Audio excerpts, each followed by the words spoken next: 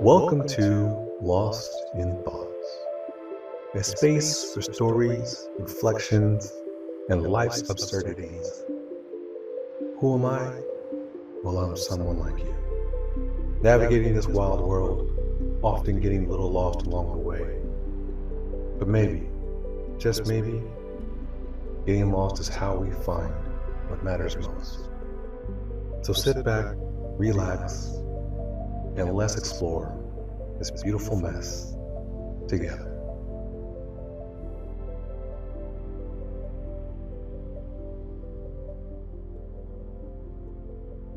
Jaguar, Jaguar, Jaguar. What are you guys doing? Simply, I can't believe what this brand what it's turning into. It comes from a place of racing pedigree, winning the 24-hour Le Mans, basically dominating it in the 1950s. They're known for having one of the most beautiful cars of all time. And now the brand has turned into this. A commercial that is so obscure and random, with its attempt to be futuristic with these nondescript models walking in a skittle-colored desert with keywords just thrown in there, basically think different, right? It's interesting. And I think they had a great opportunity to do something amazing, and they dropped the ball. Simply put, they dropped the ball. And they've doubled down, believing that going into the realm of going all EV is the way to go. And they don't care about their history. They've been in limbo for the past, I'm going to say maybe the past 10, 15, maybe even 20 years. Ever since Ford acquired them, they haven't really done much. But this brand used to be, respected in the sense of it was on par and competing with the likes of BMW, Mercedes, and Porsche. It's the brand that had a bit of a distinction. I would even put it in the echelons of a Aston Martin. That's probably the closest brand I can think of that Jaguar kind of mimics, and competes with. But it's interesting, I was like, why did they launch this commercial? Why did they not even show a car? And then when they finally do show a car, the rendering is just basic. It's nothing interesting about it. It looks like a futuristic car, but that any automotive transportation designer can create that, but it has no connection to its history. Even the new logo is a drop off from what it used to be, and there was decisions to be made, and the current CEO is the one who's steering this ship. And sometimes CEOs don't know exactly where to go. I could be wrong. In the future, Jaguar could be kind of a whole new brand altogether. But sometimes companies do make mistakes and they regret them. For example, the Gap. They wanted to be futuristic, changed their logo and their brand. I would say since they unveiled that horrendous, Microsoft looking logo, the backlash they got, they went right back to the original version because nobody liked it. And they had the same thing. Like, Gap wasn't a company that people really strived to, or wasn't like hip anymore. And they were like in the middle of the pack and they wanted to make a splash, and that wasn't the way to do it. And it's one of those things where you kind of drop bone for the shadow, trying to go too so futuristic that you kind of lost your brand. And I understand like the Tesla, like a new company coming out and going all EV, because there is no history to that brand as from an automotive standpoint. But when you've been in the game and respected, for so long, that, I mean, if you go to any concourse, you're gonna see Jaguars all over the place.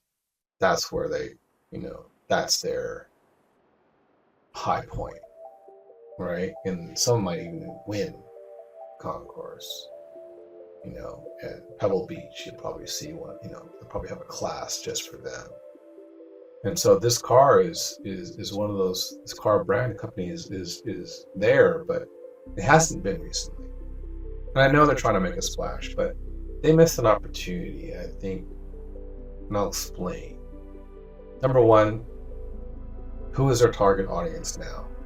Because they have to have someone in mind. What is that EV actually going to do? How is it going to differentiate itself from other EVs, from other car companies? Because everyone's going in that direction. Who cares if you're the first? You're not the first. Tesla's the first as far as a EV brand. So you're not even the first, you're the second, if that's where you're going. And who's to say that if you're even the best? Because guess what? Once all these other car companies become EVs, you're going to be right back in the middle of the pack anyways, and you won't have any identity. You're going to be schizophrenic. You're going to be, oh, we're this or we're that. You're going to be going with trends versus just establishing your brand.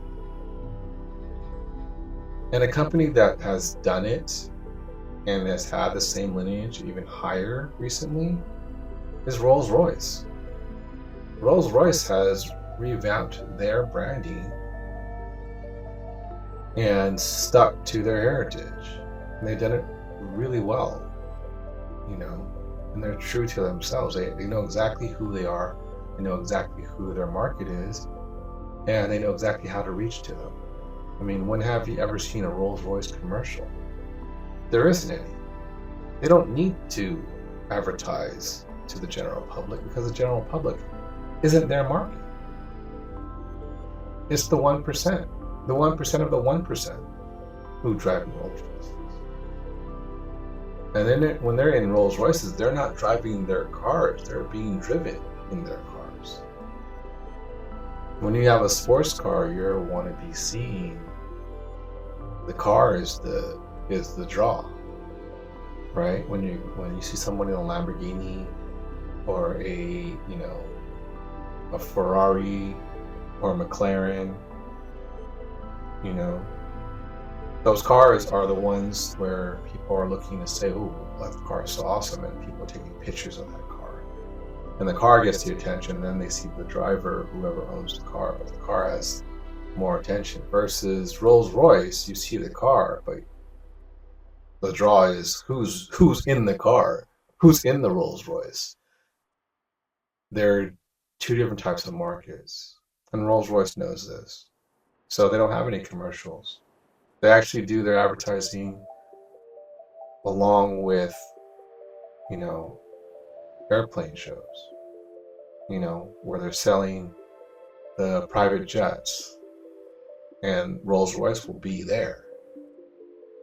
And it's because there are the cheaper versions of these, G7s and these, 18 to 35 seats private jets.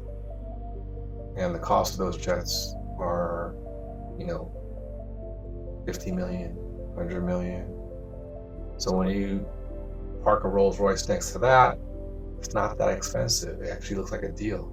They might just throw in the Rolls Royce just because you bought the private jet, because the jet costs so much more, or it's a private yacht. That's where Rolls Royces kind of flourish, because they know their audience.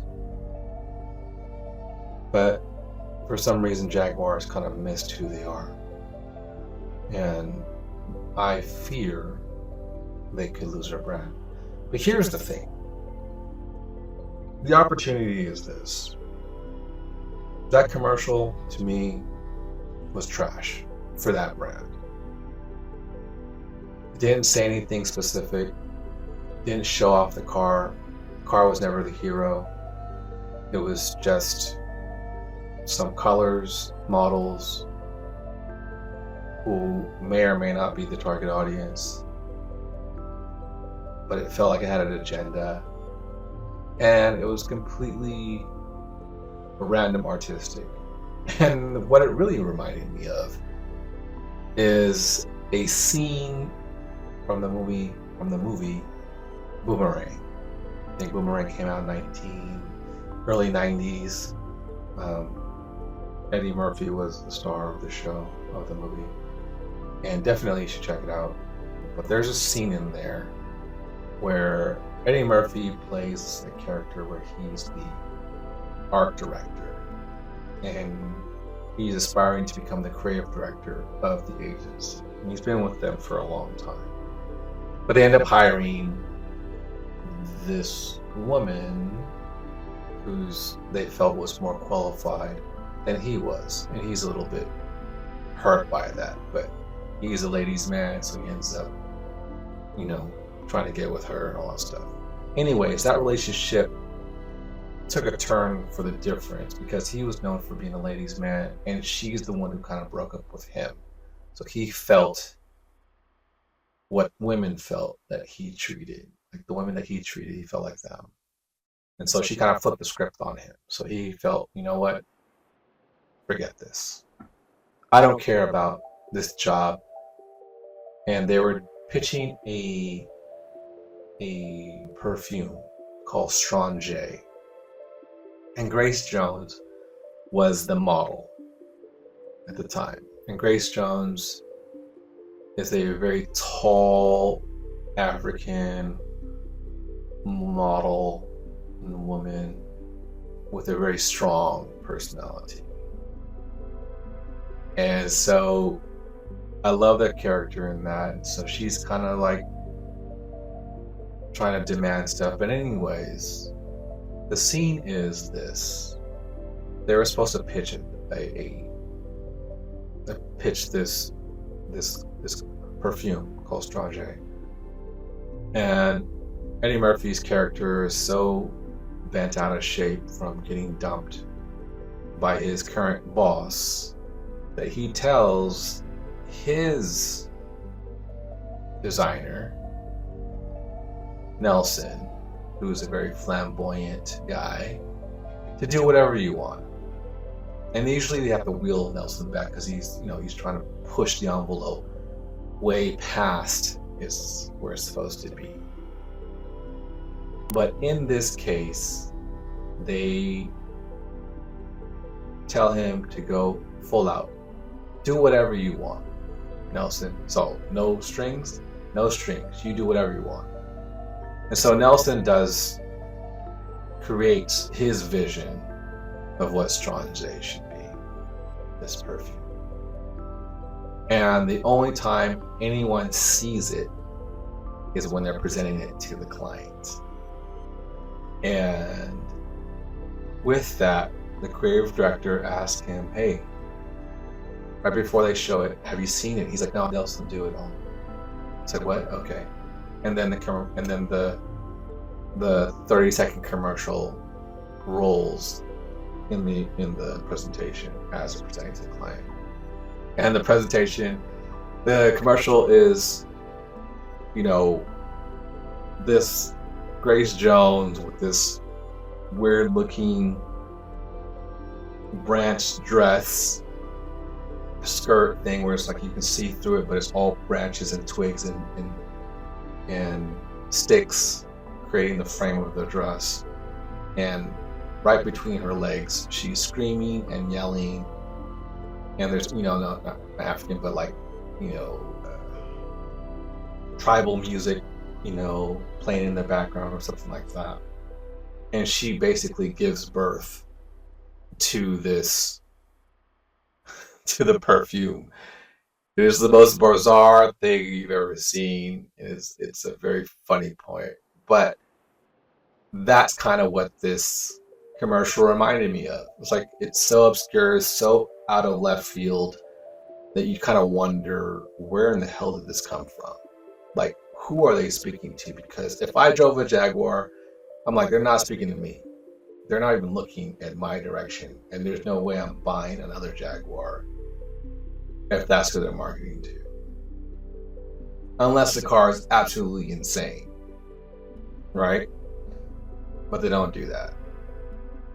And in the movie, they almost fired Eddie Murphy's character for allowing this to happen. They were so pissed off. The agency was so pissed off. The client was so bent out of shape that they almost lost the client because of it. Because it was so off the market. And I kind of feel that's where Jaguar went with this. Now, here's the positive about it. Doing that obscure commercial got everyone speaking, talking, just the internet went crazy about it. And for whatever, sometimes it's clickbait, but if you're really into cars, and I'm really into cars, there was an opportunity there where you got people talking. That's a positive. Whether it's negative or it's on the market, off the market, whatever, if you can get people to talk about your brand, you've done something right. So in that sense, kudos to the agency that created it, because it did do something that got people talking. What I felt they had the missed opportunity was, had they planned this from the very beginning, had they had created and designed an amazing car,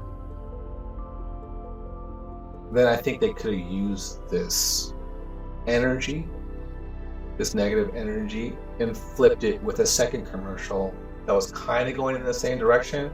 And then, you kind of break through that facade of whatever this is into who they really are talking to, and reestablishing themselves amongst the elites, amongst the Porsche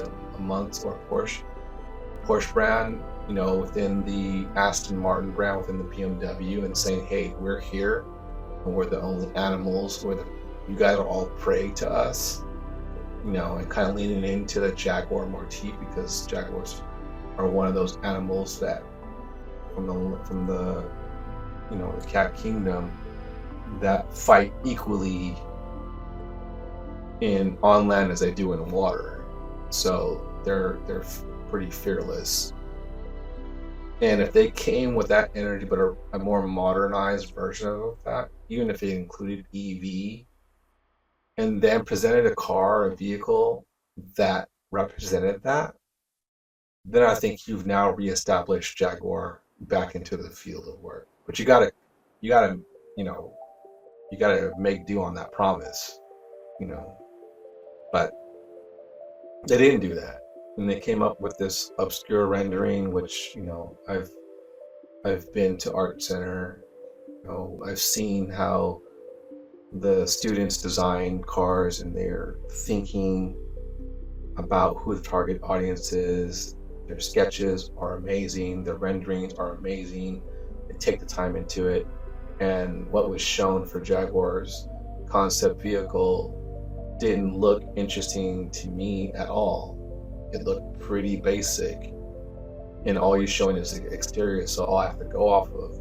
But you have that, plus you create a very rudimentary typeset font with a capital G in there for whatever reason, lowercase letters and a capital G. It just was a disconnect for me. And I think it's a disconnect for a lot of people, whether they know it or not. But I'm coming from a design world, so I see it, and I'm like, okay, something's off here, and it'll be interesting to see how long they keep it like this, because brands have been known to revert back to their original work, or at least, get closer to where they were and kind of lean back. I was like, why would you, in the sense of why would you cancel everything that built you up to this point that people recognize you for, just scrap it? And that's kind of how it felt, like there's no real connection to their past. And it's almost like they're ashamed of their past.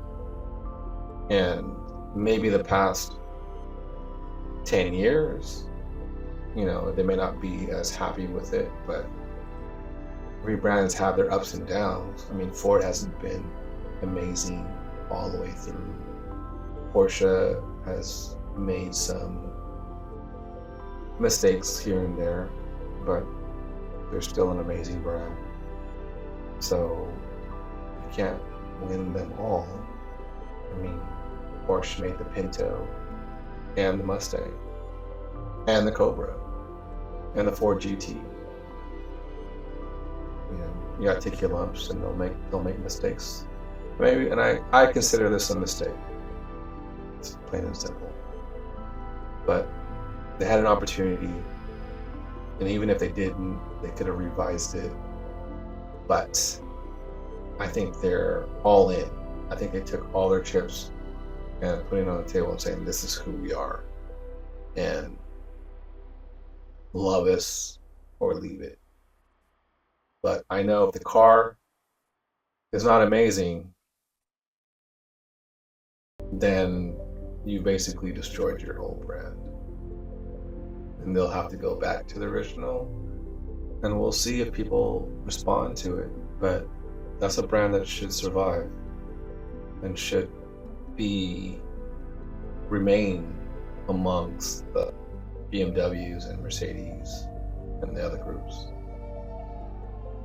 That's just my thought, but let me know if you guys feel the same, if you like the new look, if you see the vision, because I don't see that vision so far into the future, where you were known for making the most amazing, beautiful, aesthetic looking cars, to something that's so futuristic that you've removed any sense of artistry.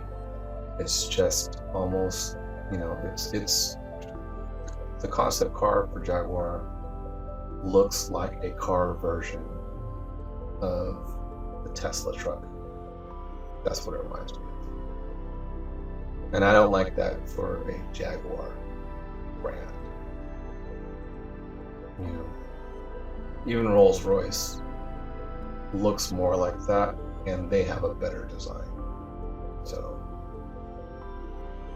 it's that futuristic stuff. I'll actually be curious to see what didn't make the cut as far as futuristics. I want to see, in my world, you'd like to see, the other work that didn't make the cut, because I guarantee you there's probably a lot more better designs that are that are turned into scraps, that are on the floor, that they threw away, than the stuff they presented. That's my 2 cents.